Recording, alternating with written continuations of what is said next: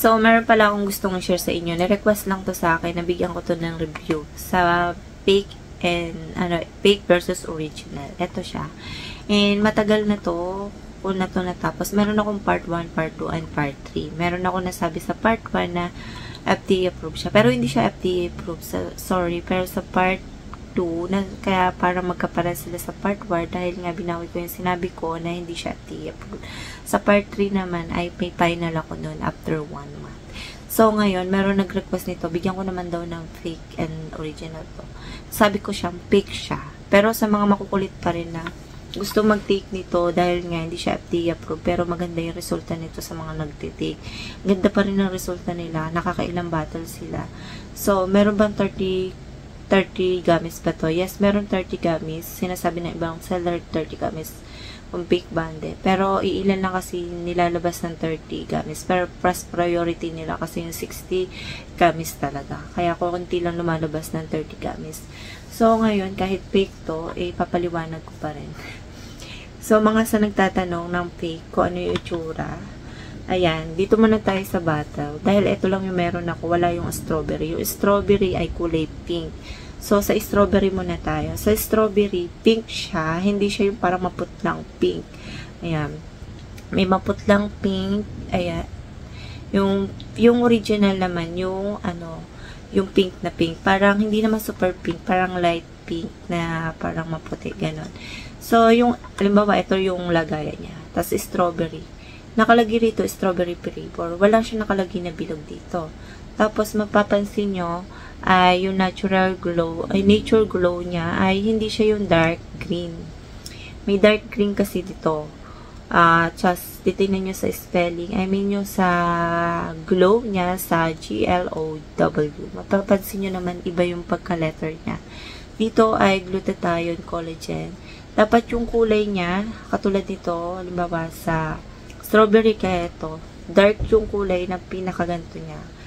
Pink man or red. Wala pa kasi ako nakitang pink ng kulay ng cranberry. Ayan. Wala dapat nakalagay dyan. And dapat nakalagay dito, dietary supplement. Dapat may nakalagay dyan. And upgraded for Philippines. Nakalagay dito, tas may nakalagay dito na anti-aging formula. Skin whitening and brightening. And pagdating naman dito sa likod, ayan.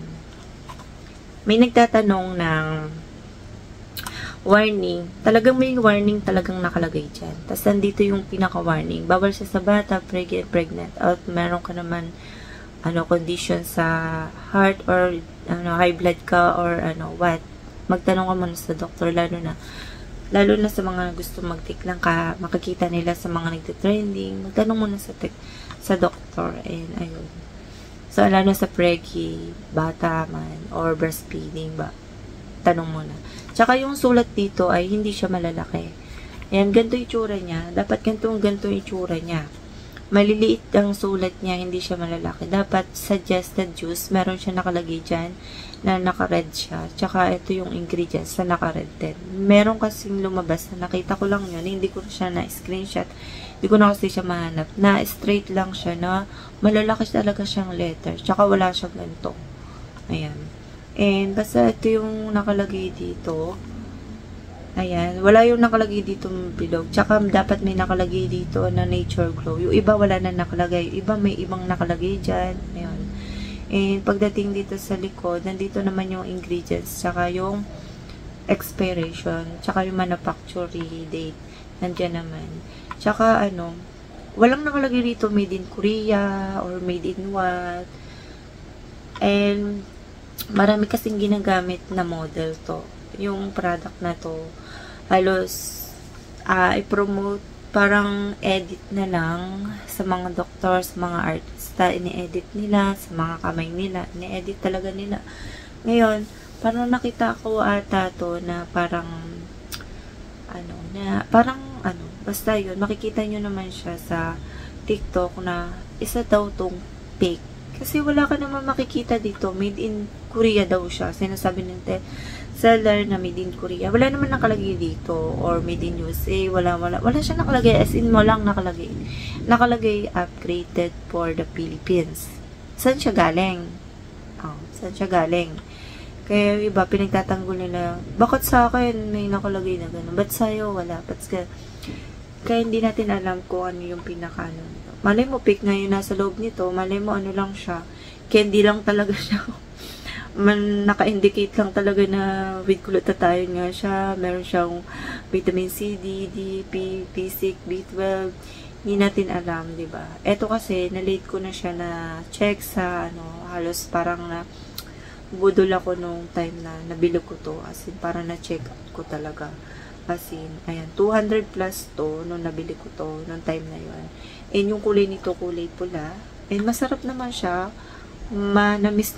Madaling matunaw, pero yung gamis talaga dumidiliit sa ngalangala. Eto hindi, madali siya And ang pag-take nito, okay. Yung iba ginagawa nilang candy, ginagawa 4. So, basta nakalagay sa kahit anong bottle. 1 to 2 gamis. 1 to 2 gamis, 1 to 2 capsule, 1 to 2 tablets. Or kung meron man nakalagay na maximum, pwede nyo naman sundin. Pero, sa mga 1 to 2 gamis lang talaga yung iniinom ng ganito. Pero, yung effect nito sa akin, sobrang antok na antok ako kahit isang gamis lang. As in, maya inaantok na ako sa umaga. Kaya, nung tinitig ko to, sa gabi, 2 na kaagad. Super duper sarap ng tulog ko. As in, super. So, sa mga iba nga na-experience nila, super antok na antok sila sa ganito. Kaya sa mga gusto mag-take ng ganito, kung pang umaga ka or pang gabi ka, kung ano yung oras na tulog mo, dun mo siya iinumin. Ayan. Maganda yung naging resulta nito sa akin. Kung meron ka man nararamdaman na pananikip ng dibdib, stop mo na lang. Ganito. Sa mga makukulit pa rin ng gusto mag-take ng ganito, stop mo na lang kung meron ka nararamdaman na hindi ka makahinga, hindi ka makaganto, ganyan. Stop na lang. Ayun. Mas okay na i-stop mo pag may nakakaramdam ka na. And sa mga, lang naman, sa mga tablet, glutathione or what, mas importanteng umiinom na maraming tubig, nag-exercise, may kumakain ka, nag-exercise ka, makain ka ng vegetable, fruits. Hindi lang yung parang, inom ka lang ng inom, aasa ka dun sa product na tinitake mo. Ayun. Explain ko lang, share ko lang yan sa mga katulad ko na uminom ako na iba, tinatry ko. Siyempre, ngayon, natuto na ako na mag-search din sa FDA, kung FDA nga ba yan. And, ayun lang yung masasabi ko. And dahil may nag-request lang sa akin kung ano nga yung fake and original sa dapat bilhin nila. Ayan.